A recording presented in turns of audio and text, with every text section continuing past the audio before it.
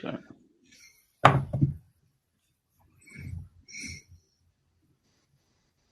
Ladies and gentlemen, we're just about ready to get started. Just give it a moment for everyone to join the session, and then we'll get moving.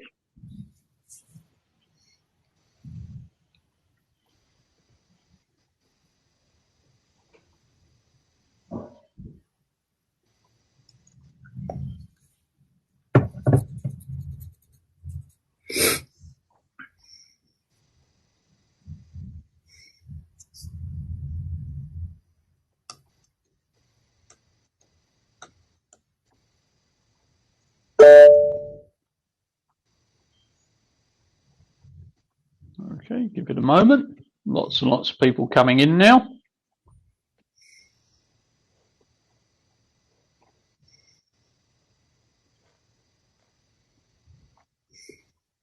So while we see everyone joining, I will start to introduce the session. So this is a really important session. One of the things that's become more and more important for MSPs, it's always been important, but become even more so and even more complex over the last 12 months, is creating a robust and profitable security practice. And we've got some fabulous panelists for you today who are going to get down and dirty into the specifics of just how to do this, just what matters, just what the issues are, and they're going to share their thoughts on the subject. But as we've had with all the other sessions today, please, this is your event, your session. So we've had tons of great questions in the other sessions. Let's keep that going, keep those questions coming in, and let's make this a really lively, interactive session. And I'm going to introduce our panelists now. And our first panelist is Kevin Yazdi, and he's the co-founder and CTO of True Advantage. He's got an MBA with a focus on IT management from Santa Clara University. He's a frequent speaker in Bay Area's industry associations and on IT and security trends for SMBs. He's the visionary behind True Advantage's Secure 360 Advanced Security Solutions. And he's also a keen language guy. So he enjoys learning languages, Spanish and Turkish. He'll be taking DLE exam, which is the Spanish language certificate, in March. And he's also a keen soccer player. So Kevin, tell us a little bit about True Advantage. Happy Wednesday, everyone. Glad to be part of this panel, and hope everybody's doing well. I know there's a lot of storm and cold weather going out in different parts of the country, and I hope everybody's safe and sound. True Advantage primarily it's one of the newer managed service providers they are located in the Bay Area, Cupertino, right in front of Apple campus, the big ship, the nice campus from Apple. And we used to be a fully healthcare focused managed service provider. Pretty much 100% of our clients used to be medical offices and medical clinics and some hospitals, not the IT side, but primarily the compliance side. And gradually we transitioned into a half healthcare, half small and medium businesses. And that's how we kind of moved we moved our HIPAA compliance solution to our cybersecurity solution. So we kind of created an equivalent solution for the SMB world, pretty much. So we've been doing consulting since 2001, but the company really, I always tell everyone the first time you rent an office is when you really have a business, and that was really in 2014. And we've been blessed to be growing, averaging around 30% every year. And even last year, we had the same level of growth. And so that's kind of a little bit of profile of our company. And yeah. Thank you very much for joining us. And our second panelist is Joseph Cerrone, and he's the Senior Channel Account Manager at Webroot, which is an open text company. And Joe is a senior member of the MSP account team, and he works with partners to deepen the understanding of today's threat landscape. He strategically customizes a security game plan that will work for them as well as their clients, assists in streamlining the evaluation process, and as a native New Englander, Joe enjoys both skiing out east as well as the Colorado Rocky Mountains. So, Joe, tell us a little bit about Webroot. Awesome. Yeah, thanks, Rod. Happy to be here today. So Webroot, it's a cybersecurity company that specializes in next-generation cloud-based endpoint protection software, as well as DNS protection and user security awareness training. This is all backed by our heavily awarded threat intelligence platform. And so that software, it offers an extremely lightweight agent that's easy to use, and it's got a web-based management console that's purpose-built for providers. And this is all to assist in the elimination and prevention of malware threats, including ransomware and everything else that's kind of coming out this day and age throughout the threat landscape. So again, happy to be here. Happy to answer any questions that you guys have for us. And thanks again. Excellent. And our third panelist is Ananth, and he's the president of NetSurian, and he's the co-creator of NetSurian's managed SIEM solution. He's spent 25 years in IT control and operations. He's consulted for companies on compliance strategies, including audit policies and automated reporting processes. And he's worked in product development for companies including Ciena, Westinghouse Wireless, and Equatorial Communications. And basically, Ananth is a leading expert on IT compliance. So, Ananth, tell us a little bit about NetSurian. Thank you, Rod. Good day, everybody. Thank you for taking time out of your day. I know it's hard, so we really do appreciate it. NetSurian is a service provider to other service providers, and our area of focus is managed threat protection. We operate a couple of security operations centers that use our own technology, and we will review about 7 billion events every day worldwide across hundreds of customers. So threat protection is the next generation compared to detection and response. So MTP is MDR plus, if you will. And that's what we offer. Many of our customers are service providers such as yourself, and they use our services to in turn deliver security protection to their customers. Back to you, Rod. Okay. Looking forward to working with you on the panel. And our last panelist is Jason Price, and he is the Channel Development Manager for Datto. He's been in the IT field for over 10 years.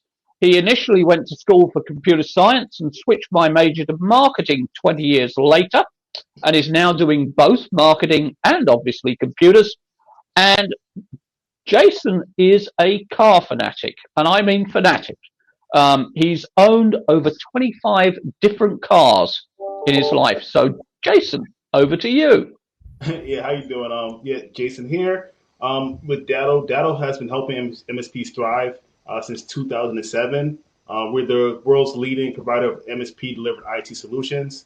We have networking products, business management products, which incorporate our PSA, our RMM, and our new sourcing product. And then where we got our core following from initially was our backup and continuity products. One thing to mention is that we are 100% channel only, meaning that we value our partnership with our partners. So that's us at Datto. Okay. And Ananth, maybe I can start with you. A lot's changed over the last 12 months. We're dealing with a lot of things we didn't deal with before. What do you think the key changes are, and what do you think the key things the people on the call need to be doing to help their clients remain secure in what is a very different environment? Very different indeed. The three big changes that have occurred to us is, first and foremost, all of our employees are remote. We used to call it work from home. Now we call it work from anywhere, because even if this picture changes, I don't think everyone's coming right back to the way things were before the pandemic. So that's the first trend. Employees are remote. The second is your customers prefer contactless kinds of solutions, and so they're remote too. Everybody from the MVA to the McDonald's would prefer that your business be conducted without necessarily being in contact with someone else. That's new as well. And last but not the least, we're seeing an acceleration to the cloud. It probably explains Microsoft's results last quarter. But anything that was on-prem is rapidly moving to the cloud. It was something that was happening anyway, but it has gained steam with COVID. Now, managed service providers have a unique opportunity in order to be able to capitalize on this. And so buyers, businesses that use your services for a change are actually anxiously courting you, your advice, your expertise. And that's a position you want to be in as a trusted advisor to take advantage of this trend. Advice that you would have given nonetheless maybe a year or two ago, but is now received very favorably. And that is surely something to capitalize on. Excellent. And you say customers are approaching, but some of them are still reluctant to spend. How do we get them to understand? What are some of the, just very briefly, I know this is a huge question, what are the things that we need to do to get them to really understand that security is just so critical to their business? Yeah, we often explain that the cost of doing nothing is actually the most expensive option that you can pick, because it's not really a question of if the attack is going to occur. It's only a question of when it will occur. What we find is with the arrival of the pandemic and the change of the network topology, many businesses are ready to accept that a lot of things aren't going back to the way they were. And so they're open to investment, open to ideas. But in general, the way you approach this problem is to present it in terms of risk. Everybody lives with some degree of acceptable risk. The question is, what is that acceptable risk to you? I recall myself when I was a 20-year-old that the deductible that I would accept on my medical insurance was much higher because I was able to tolerate much higher risk than today when I'm sadly not 20 years old. The same is true for most businesses, and it's worthwhile reminding people of that as a way to get them to listen to what is it that you're saying. Excellent. And Joseph, if you look at your business and the clients and what they're looking for from a specifically from a security perspective, how's that changed? How's that changed the way you manage your security team internally and what you're seeing your partners providing? Absolutely. So, as mentioned a bunch today throughout all of these events and sessions, really, we're going to see this new work from home, work from anywhere adoption, really hybrid style workforce become the norm. Many businesses, they're closing their offices. Maybe due to COVID at the beginning, but they're realizing that for financial reasons, it doesn't make sense for them to reopen these offices. So the future of that workspace is going to be hybrid. So you need to have a plan in place that's going to protect kind of the both avenues. And really, this presents an opportunity for MSPs because that cybersecurity skills gap we're seeing widen greatly. So being able to, what we like to call, some people say agile and these things, we call cyber resilience. So being able to really obtain the intended outcome, no matter what adverse event takes place, whether that be ransomware, or just something that a work from home employee, screws up on, and being able to find a solution that not only layers your protection, but then on the back end will recover anything that might happen, really presents an opportunity for these managed service providers to take advantage of. Okay. And Kayvan, you're in the front line. You're dealing with a customer directly. What are you seeing? What are they asking for? What are you providing? So one of the top things that, of course, I think the other two panelists already mentioned it, is the work from home or work from kind of anywhere situation that we have right now. And the most important thing that we started creating a story about how can we convey the dangers of work from home and create some certain sense of urgency for our clients, and then at the same time provide a solution for them. And one of the things that we did was, first of all, as you know, the firewall rules and all the rules that you created in your network do not apply anymore because people are connecting from home directly to your SaaS solutions, to your servers potentially. And it doesn't really matter what kind of solid enterprise level network you had at work. It's just out the door. It doesn't apply anymore. So we started building a story and making it really simple for them to understand this, that who knows, maybe they have a $50 router, like a consumer level firewall, if they have any. So one of the things we did, we started doing a lot of, we call it home audits. We kind of audit their homes. We have a little questionnaire that we go through, people working from home, and then we put a little score on all these users. And we're talking about 50, 100, sometimes 150 users. It was very time consuming, but it was well worth it. And we did that at no cost to our clients. Not everybody got that, but the ones that we thought definitely would need that. And based on that, we went back during our strategic business reviews and told them, here's where you are. These are the red areas that you have.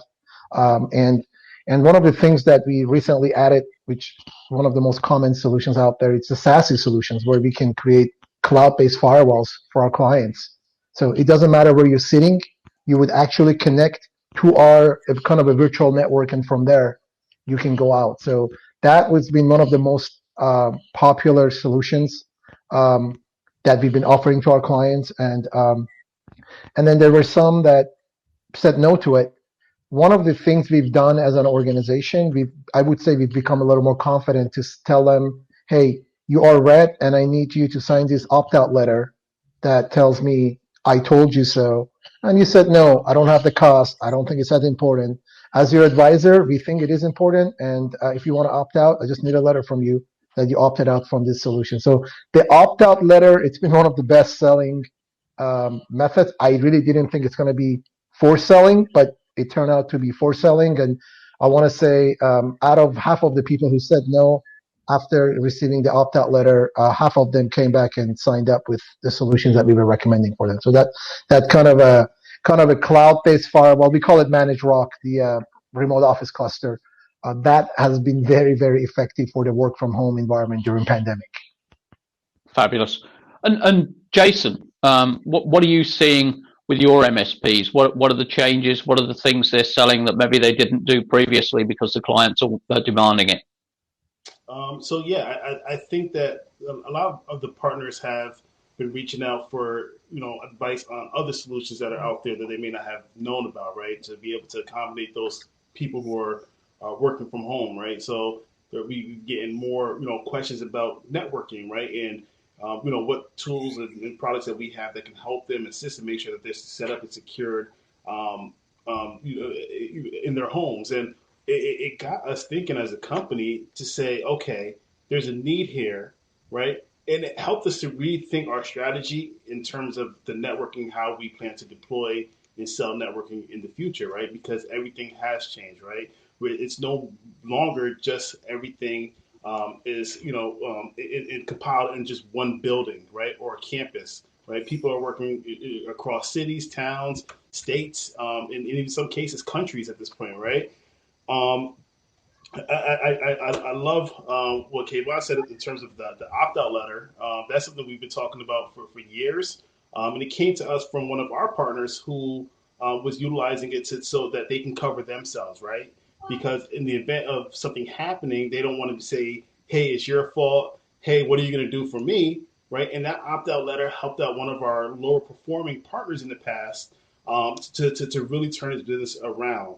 And so, those who are listening, that actually really works. And it's not a scare tactic because initially it's to protect yourself and to protect your client so they understand the full ramifications of not going with the advice that you're given as their trusted advisor. So definitely vouch for that and see where it's really, really helped out a ton of our partners. Fabulous. And let's get some questions coming in from the audience. But while we're doing that, Ananth, when we spoke, and indeed in your intro, you talked about contactless. And it's a new environment with new devices, new things becoming mainstream. As an MSP, what sorts of things do you need to be prepared for? What sorts of things should you be doing? So every industry has some sort of contactless thing going on. If you're in retail, for example, the POS is coming to the curb.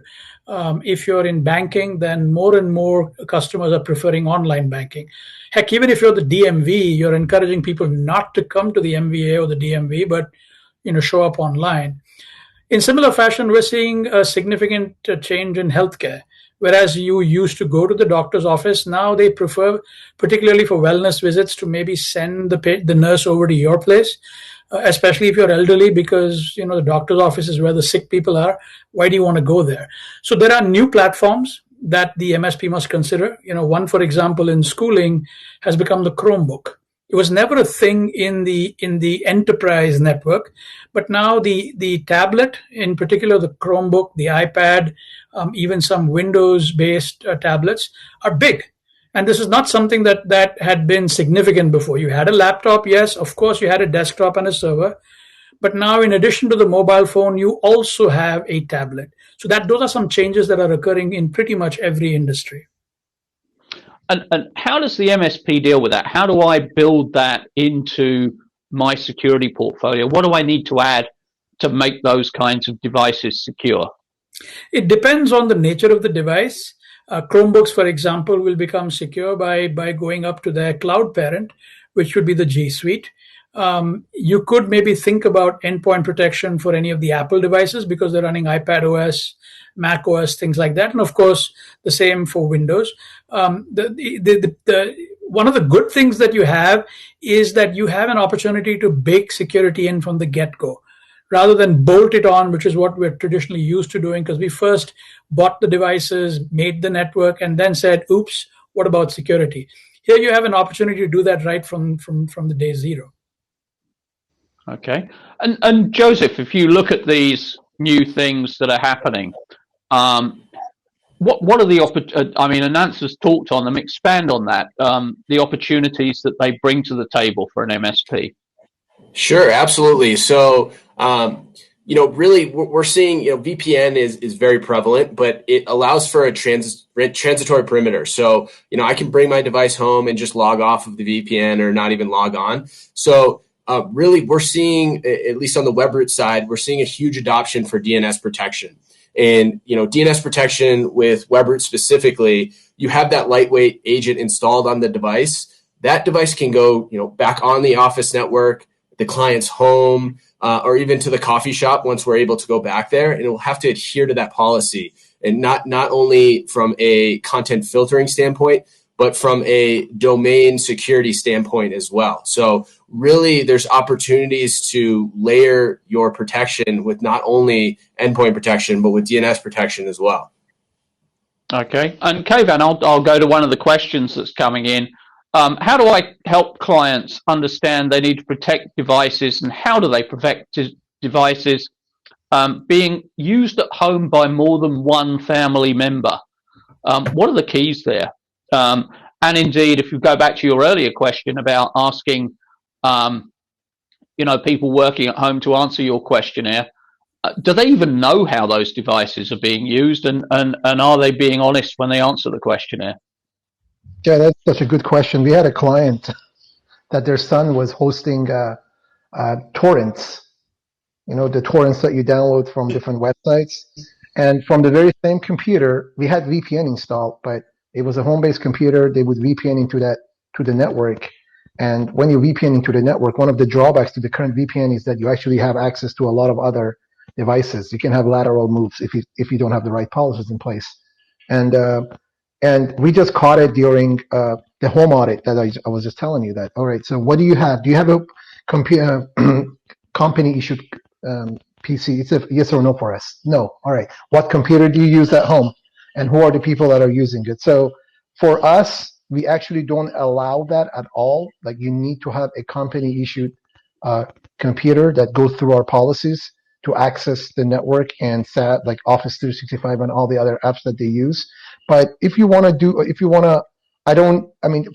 there's so many good, if you do a search for that, there's so many good blogs that you read and you can share it with them. But I would definitely recommend first a good audit situation for the home, and then let them know they're red. Let them know we have an audit report that we give to our clients during our meetings every 90 days.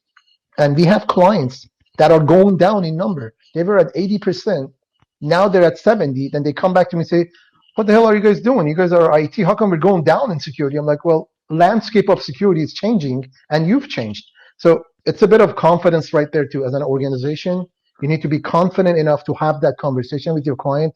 And at the beginning, I was shaking a little bit. This is 3-4 years ago, but now I actually look forward to that conversation. They resist a little bit, and then they start seeing the problems and the dangers. And then the opt-out letters say, if you want to use this, these are the dangers, and I'm going to let you know. As Jason was saying, we started this not as a fear tactic or anything like that. We wanted to get our cyber liability insurance renewed, and they required us to start using some of these opt-out letters. I could not even get a good insurance for my own company, not having those opt-out letters, and I'm thankful to them now because we're selling more because of those opt-out letters. But opt-out letters, home audits, lowering their security score on a regular basis and showing them, we use colors. We have color red, green, and yellow, showing them that they're red. People emotionally attached to colors. Show them what they have, show them the audits, and you've done 3 different things right there. And that if they don't take action, I would say they might not have been the best client for you at that point. But we don't, making the long story short, we don't even allow that. But if there is a situation like that, those are the top 3 things I would do. You need to send your insurance company a commission check, all right? I should do that. And just to go off of that, right? So the way you educate your clients is so much different now than it was, 8 months ago, right? And so how is that happening, right? So one example that comes to mind for me is, we always say never use the same password and credentials for your business computers versus your home computers, right? And you've been preaching that, but how often are people still doing that, right? And now you have both of those items, right? The home computer, the work computer, all of that on the same network, right? And if it's easy for them to get into your home network, right, with those credentials, right, they can easily just get into your business, the business network, and compromise that as well, right? So just retraining your partners or your clients is going to be a huge step that needs to happen, right? And I don't have the answers in terms of how that transformation needs to happen, and maybe Kayvon can answer that better than I could, but that is something that I feel is very, very important. Yeah, I just want to share this quick thing with everyone, and that really changed me. Let me tell you one thing, and this applies to all of us that has MSPs here. And I think it's relevant to one of the questions there. If you have a client who's not willing to go to do some of these things, I would let them go, honestly, because it only takes one client to get compromised, and guess who's gonna come after you? That very same client. If you doubt my words, talk to your insurance company, especially in the last year. MSPs are under attack, and they're the first to blame. If you remember that, if that client that brings you up $2,000 or $3,000 per month, thinking that you might actually lose your business, you don't even think about it twice. So, and I didn't have that awareness before. I was like, whatever, I'm going to keep them. They're bringing money. And then I started reading stories and talking to my insurance company and talking to the agent that gets us our insurance company. And he shared so many stories. And I'm like, you don't see those stories, guys. You don't see those stories. They're in the background. So dig into it, and I'm going to guarantee you, when you read a couple of those stories, you're like, I don't care who you are. If you're not doing these basic things, we're going to let you go, or at least get the opt-out letter. And that's what's the best way to track whether they're doing those basic things and whether you're actually getting a true picture. Because a computer goes home, any member of the family can use it and probably will. And that puts an MSP in a very difficult situation. So a couple of different ways. One, of course, is through the presence of agents that can, for example, check your vulnerability out or detect if a undesired USB stick has been introduced, or check whether there's connections going out, to Kazakhstan or China or wherever. Another way to do it is to say, it's a scope question. In other words, if this family PC is being used by multiple people, But then the only time it's in scope for us is if it connects to the office network. Why then every time it connects to the office network, something must be done. So for instance, insist upon a VPN, insist upon agents on there that will tell you what's going on with it, vulnerability wise, extra device wise. These are some ways in which you can keep track of it. At the end of the day, you are to a certain extent dependent on your employees. So training about how you shouldn't be picking up that USB in the street and plugging it straight into your computer. There's a number of phishing attempts that are made, and there are companies that will phish you. And we found that in some cases, having a hall of shame and posting inside the company that here's the person that fell for this trick is also effective. At the end of the day, they say that sunlight is the best disinfectant. So the more sunlight you can throw on the endpoint, the better off you are. Mm-hmm. And Joe, a question here. How do you indemnify your business against lawsuits due to cybersecurity breaches? Maybe this is a better one for Keyvan. I assume your insurance covers it so long as you do all the things that they insist on. Yeah, absolutely. I mean, that's step number one. And really, I would say kind of, not to gloss over that, but to get in front of it is really what you want to do. And like what we were talking about is really that user security awareness training. I mean, that is absolutely huge. Like we offer and a lot of other companies offer a fake phishing, essentially a fake phishing campaign where you can utilize our pre-created templates to push out these emails that look like they're coming from reputable businesses or whatever it may be. And the idea is to really let people know and change their clicking habits just to be a little bit more cautious, because that's what it takes. You're going to get phished, once, twice, 3 times, all the way until maybe 10 times before you'll actually see an adjustment in somebody changing what they're doing in terms of clicking. So being able to continuously really track that and ensure that is an understanding across the board with your clients is huge. And that really prevents even really needing to go into either an insurance claim or really out of business for a lot of these small businesses. Okay. I want to switch gears a little bit here because we've talked a lot about some negative things to do with security, but let's face it, I mean, security is growing like no other part of the IT industry. It's a huge profit center. And Keyvan, if I can come to you, you've built a very profitable, very successful security practice. What have been the key things that you've had to do that? And I assume that is not based on developing a separate security offering for every single client, or that would be extremely complex and not very profitable for you. Yeah, I think the most important thing is creating awareness for your clients of where they are and not being afraid to tell them that they're doing really bad with security, even though we are your IT company. We had that problem before. We didn't have the confidence to tell them, hey, you're really a 50 out of 100 in terms of best practices in these areas. Because a lot of times they would turn it against you. And I wasn't educated enough to know how to respond to that. After going through some training and learning more and more, now we've actually turned the table around and we actually proactively go to them on a regular basis. We do our quarterly business reviews. We call it the strategic business reviews, SBRs, on a regular basis. We use an audit template, which is color coded.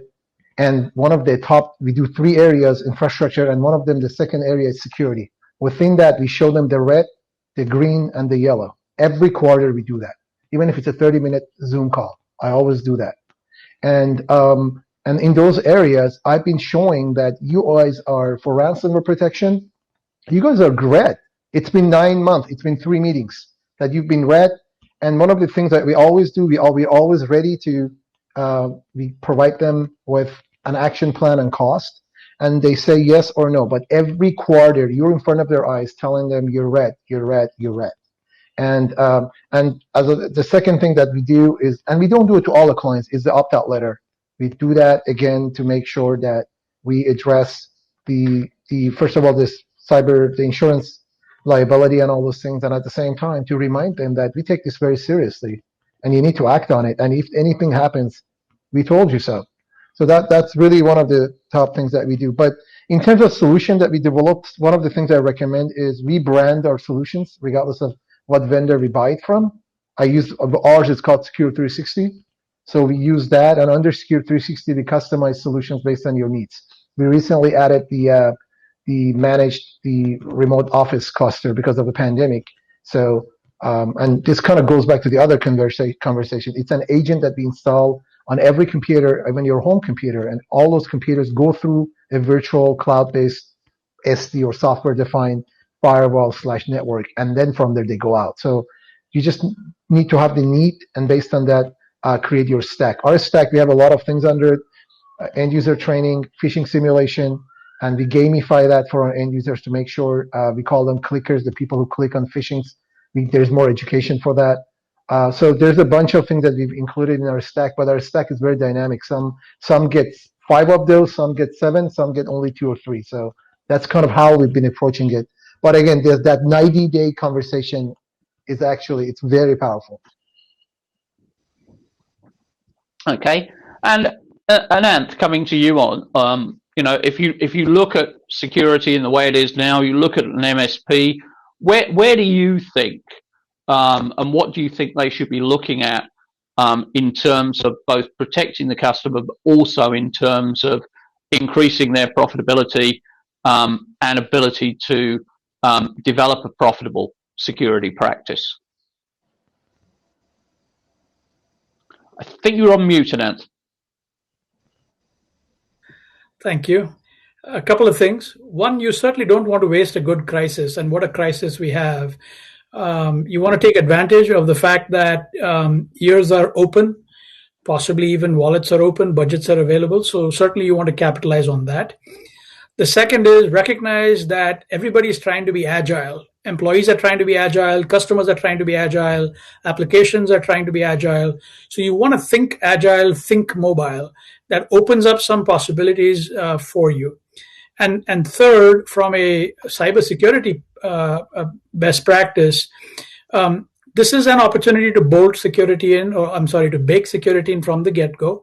So from a profitability standpoint, since the ears are open and people are willing to listen, and there is possibly a new network boundary, it used to be quite simple, right? There was a perimeter, there was a firewall, and you could clearly identify inside and outside. Now it's not clear what's outside at all. Is Office 365 inside or is it outside? And the answer is it's both. It is outside, and yet at the same time it's inside. So the network perimeter has changed. If your customer is subject to regulatory compliance, then this changing of the network topology presents another opportunity for you. If you can't sell it on the basis of security, perhaps they will listen in the name of compliance. It's odd, but buyers fear the devil they know.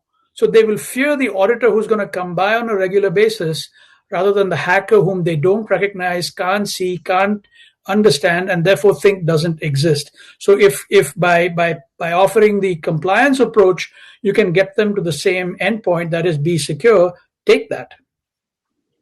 Excellent. And Joseph, same question to you. I'm an MSP. I want to build a really profitable, a really robust security practice. What are the things I should be doing? How should I be looking at that?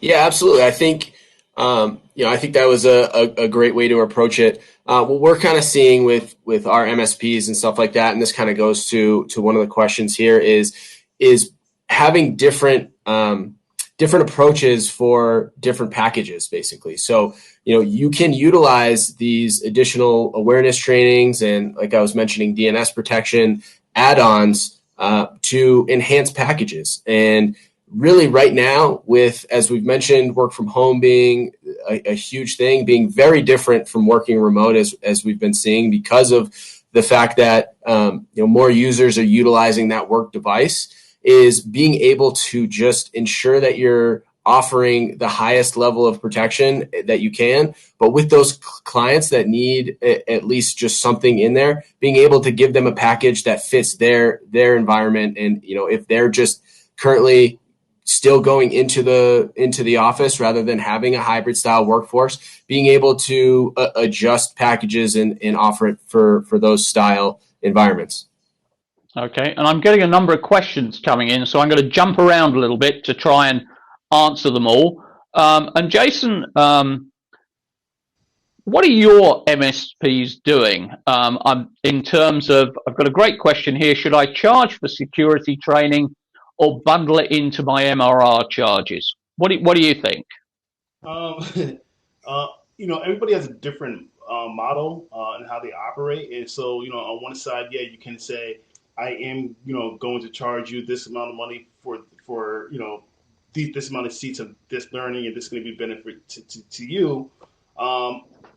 And that some people will be receptive to it, but the way I look at it is that bundling in may be the better investment, right? When you start really thinking about, what is that going to cost you as MSP, right? What type of manpower is it going to cost you to correct these issues that people aren't doing, right? Especially if you're not charging hourly, right? You're on a managed service plan, so it's all you can eat, right? So it's a good investment, for MSP to say, you know what, let me just front this, let me include it into this package, and I'm going to yield, benefits, more than what, trying to sell it to somebody and the value of it would be. So, yeah, I would say packaging in tends to be something that I'm seeing more than charging extra or additional for it.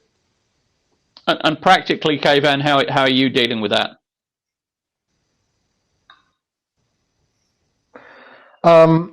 That's actually a good question. We, I guess, evolved in that process. We kind of didn't know exactly how to approach it. Right now, security awareness training and phishing simulation is part of our premium security solution. So it's part of our Secure 360, and it's a bundle. So we don't really separate it.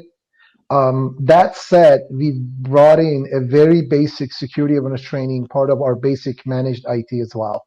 So with the Secure 360, they get the better, more, we have two different vendors that we use. They get the more, I guess, advanced security training, but just to cover ourselves and also differentiate ourselves in our basic managed IT that we provide to our clients, we started including that at no extra cost to just our basic managed IT clients as well. But we offer them the basic training for those. So it's in both packages for us, just the managed IT and also the security, but the security one is bundled up and it's more advanced.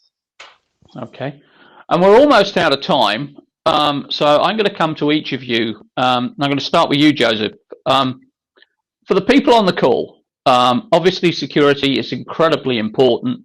They want to build their security practice. They want it to be robust. They want it to be profitable. What would be your two key pieces of advice?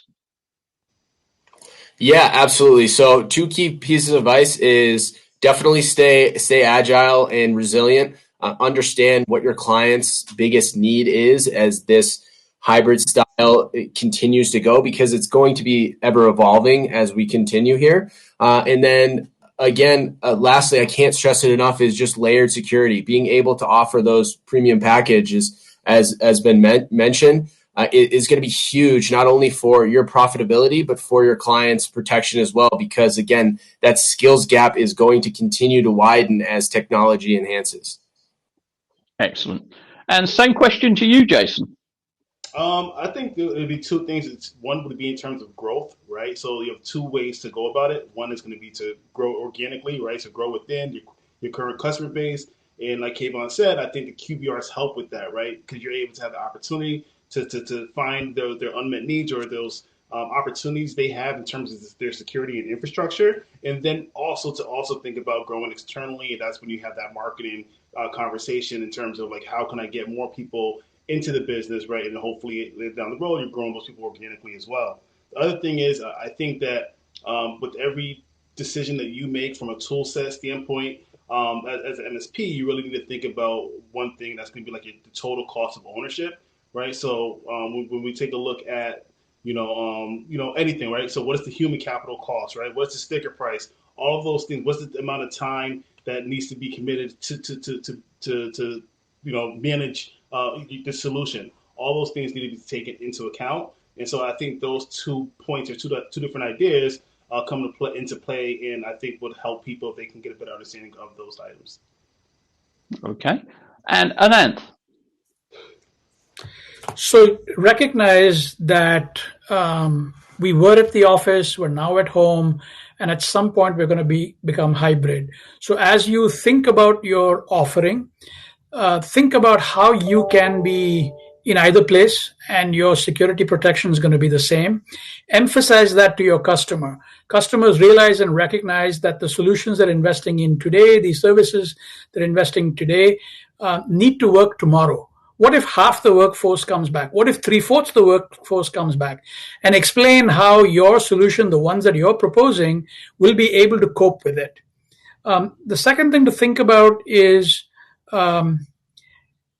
remote access. It's always going to be an important element, and securing it, watching it, monitoring it. You opened up the remote access. Is someone from China now trying to log into you? Is the same user account being used both in San Francisco and in New York within 15 minutes? These are things that you should be mindful of, because remote access has become and will remain a big deal for us over the next few years. Fabulous. And Kayvan, last but not least. It's always hard to know where to start, but I would say start, as Jason is, start internally. Start with some of the clients that you're more comfortable with, so you can gradually build your confidence to have those conversations. Do not shy away from showing them the negative and the vulnerabilities, and start with the existing clients. That's how we did it, and we gradually started gaining more and more confidence as we started doing this. So that would be definitely the number one. And number two, make it systematic. Just don't go there and just have a conversation with them. Show them, document it, color code it, whatever system you guys use. But let them see that not only in your conversations, but after the conversation, anything that goes out, showing them this is where you are and this is where you want to be. This is what we talked about. So make it systematic, and then make it start from internal existing clients that you're comfortable with. And then from that point on, gradually you'll see that you're going to start selling. Fabulous. Kayvan, Joseph, Jason, Ananth, thank you very much. Some great insights, some wonderful advice. I know everyone learned a lot from the session, so thank you very, very much indeed. And for everyone on the call, click on the Zoom link on your left. We have some very, very cool, very fun lunch stuff that's about to start. So click on Zoom, go in there, join in. We are going to give you some very fun entertainment for the next 45 minutes. So get involved, join in, and I think you're going to find it's a lot of fun. But for Joseph, for Jason, for Kayvan and Ananth, thank you very, very much indeed. Great panel, great insights. Really, really good job, guys. Thank you. Thank you, Rod. Appreciate it, everybody. Thank you, everyone.